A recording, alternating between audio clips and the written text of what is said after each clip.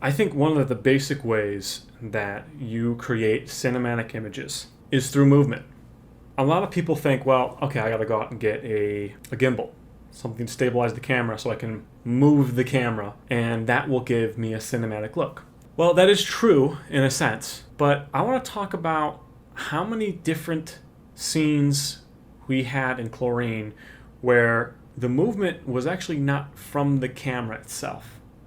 The movement was actually from the outside or a window or just tilting and panning the camera. There's a lot more ways you can incorporate movement into your shots without actually getting a gimbal and moving the camera with the character.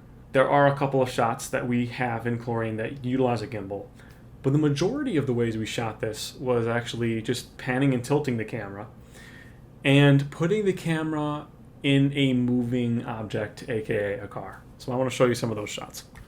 Here's one. This is where we put the camera in the trunk of our car and faced it towards the front of the car. And the camera isn't moving, I mean it technically is with the car, but really what's moving is the outside. Because the car is moving, you see the background of the shot change. And that movement allows a lot of this shot to look cinematic because everything's moving, the characters are composed in the frame on the right and left. And you can see the background moving. It sort of creates a visual interest that allows the audience to sort of be along with the ride, as it were.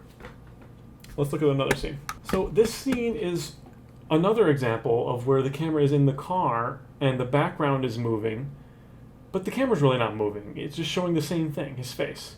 And this is a moment when we sort of hold on Dan and things are moving, he's moving, and he's coming to grips with what he's doing as a character. So this type of movement with the background moving, but the character staying basically still in the frame although he's driving, is another way to make visual interest. Here's another example of movement, and that is just a pan with the camera.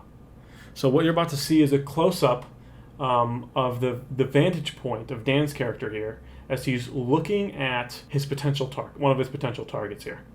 So the camera is moving, just panning on a tripod, and it follows our character. So what that does is it mimics the eyes, the point of view of Dan's character, and because it's a long lens, because it's a 135, that emotion comes through because it's a long lens, which sort of looks like someone's sort of watching you from afar. So that's why that movement creates visual interest, but also gives the audience and tells them that this is a POV, this is a point of view of someone. And of course, it's the main character stalking his prey. So here's an example of an object in the frame moving. The camera's still, but he's washing blood off of a gun. And because of the movement of the water, because the movement of the gun, because he's sort of vigorously washing off the blood, that type of movement is also interesting because it's not the camera moving necessarily, it's not the camera being panned or tilted, but it's movement of an object in the frame, which as an audience member, it's something progressing, it's something happening.